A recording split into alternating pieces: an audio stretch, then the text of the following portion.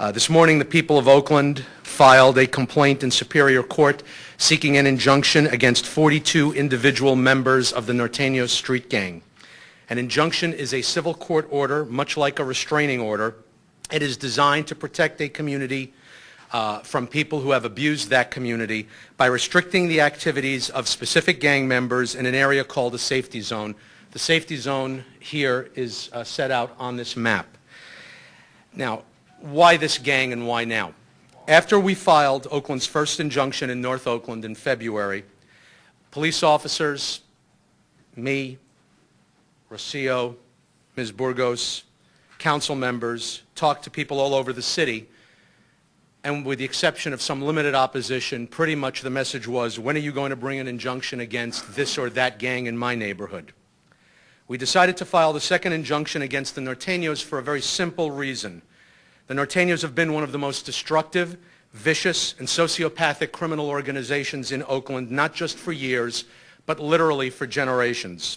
They are responsible for hundreds of violent crimes, including murders, attempted murders, robberies, assaults, and shooting.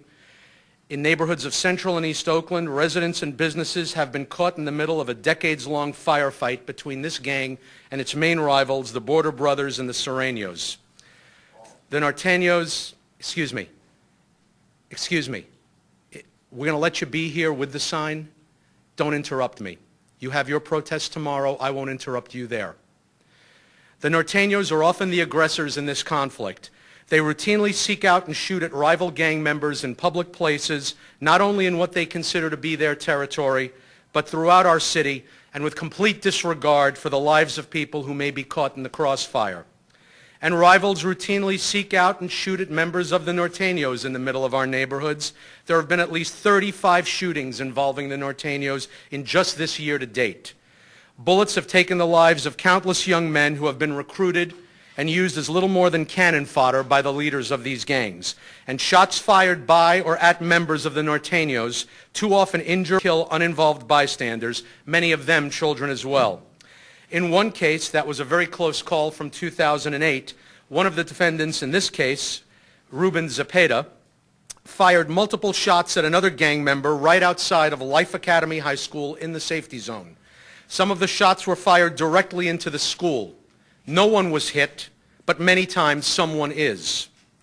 This map shows an outline of our proposed safety zone in which the injunction will be enforced. The dots you see represent only violent crimes like shootings and assaults connected to the 42 named defendants in this case. These are only violent crimes. It does not include vehicle theft, drug sales, and other property and so-called nonviolent crimes. Please keep in mind there are an estimated 400 members or more of this gang in Oakland. The map only shows violent crimes connected to the 42 members who have been individually named in our complaint. It's about 10% of the entire gang. Now, there are a lot of myths about injunctions. There's a lot of misinformation, both negligently placed out there and deliberately placed out there for reasons of ideology. Here's what this injunction actually does. It will apply to 42 adults. No juveniles are named in this injunction. Let me repeat that. No juveniles are named in this injunction.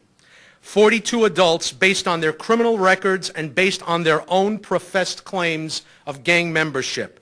Within the zone, the injunction will restrict them from hanging out together in public and being on the streets between 10 p.m. and 5 a.m. Of course, there are exceptions for things like work, school, religious activities, and emergencies. The injunction means these 42 individuals cannot carry guns or knowingly be in the presence of guns.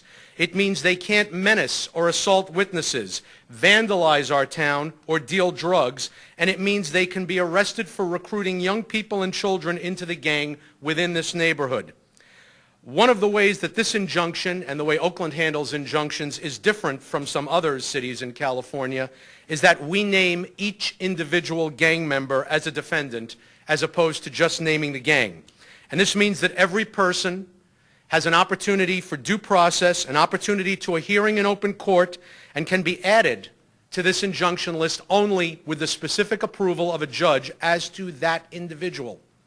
The burden of proof, as it should be, is on the city to show by clear and convincing evidence that each individual is actually an active gang member based on their record of extensive criminal activity.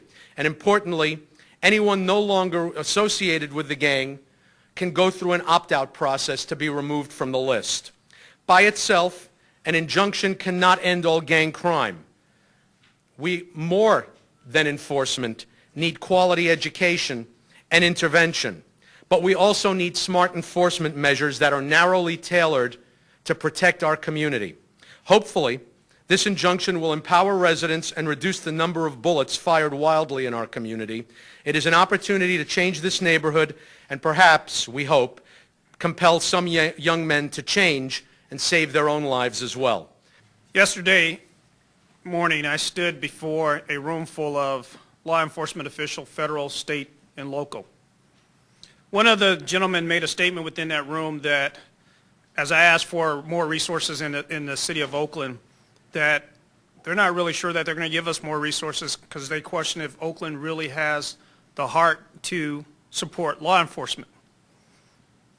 Last night at the city's public safety meeting, the room was packed with churches and church members calling for the replacement of 80 police officers in the city of Oakland because they said they were tired of the issues of murders and assaults taking place in the city of Oakland. The council may say that police officers need to step to the plate and pay their 9%. I don't care. I don't care one side or the other. What I do care about is less than a month ago, I went and visited a little girl named Leslie, 6-year-old baby. Her body was shattered as a bullet ripped through her body as she sat in her home. Last November, I visited a little girl named Azaria, 5-year-old. Body shattered as a bullet ripped through her little body as she sat in her grandmother's home on Thanksgiving. The reason I came here was a young girl named Shanice Davis who laid in her bed and a bullet tore through her skull, killing her. She wasn't involved in activity. The thing is that we're not going to back off. Whether we're impacted by the layoff of police officers or not, we as a city, we as a police department will not back off because there's been too many Leslies, too many Azarias, too many Shanice Davises in the city of Oakland. Injunctions are a tool that we will use and that they do work. This is just the beginning. This location, this area that's identified will not only be a part of the injunction, but it will also be the intense focus of federal, state, and local law enforcement to address the murders, the killings, the loss of innocence in the lives. Is this based to take civil rights away from young men and young people in that neighborhood? No, it's not. It's there to ensure that civil rights are given back to Azaria, Leslie, and Shanice Davis. I applaud John Russo for taking the steps. The police department has done a lot of work. Officer Keeley behind me has led the charge. Rosia Fierro on my left from the City Attorney's Office has done a tremendous amount of work. This will be the second phase of probably a 3-phase plan. We will make an impact. We will save young lives. Thank you. Good morning. I'm Claudia Burgos. I'm here on behalf of Councilmember De La Fuente, who represents the area of the proposed safety zone for this gang injunction. On behalf of the Councilmember, I'm here to express the Councilmember's support for this gang injunction. As mentioned by our City Attorney, the Norteños have had a serious impact on the residents of Area 2, particularly Oakland's Fruitvale district. Residents live in fear in their own neighborhoods. Residents are getting caught in the crossfire of rival gang fights, and our young people are getting recruited by these gangs and turning to a life of crime. For many years, Councilmember De La Fuente has pushed for violence prevention and intervention programs for families in the Fruitvale and throughout the city of Oakland, and he will continue to do so.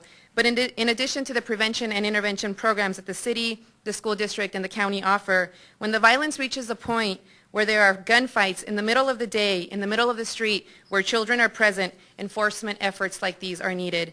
The residents of the Fruitvale are tired of the gang violence. We regularly work hand in hand with residents who are working to make their neighborhoods safer. We coordinate with schools to offer gang awareness trainings for parents. We fund collaborative efforts in Fruitvale's middle school and elementary schools to offer mental health services to youth that have been impacted by violence. And in particular, Councilmember De La Fuente has been very vocal about ensuring that the street outreach teams that the city funds work in this exact safety zone to reach out to a lot of these very same individuals. So we must continue our prevention and intervention efforts, but as you can see by the map that's presented today, the level of violence that is impacting our community is unacceptable, and we need to hold those that are responsible for these crimes accountable. Thank you.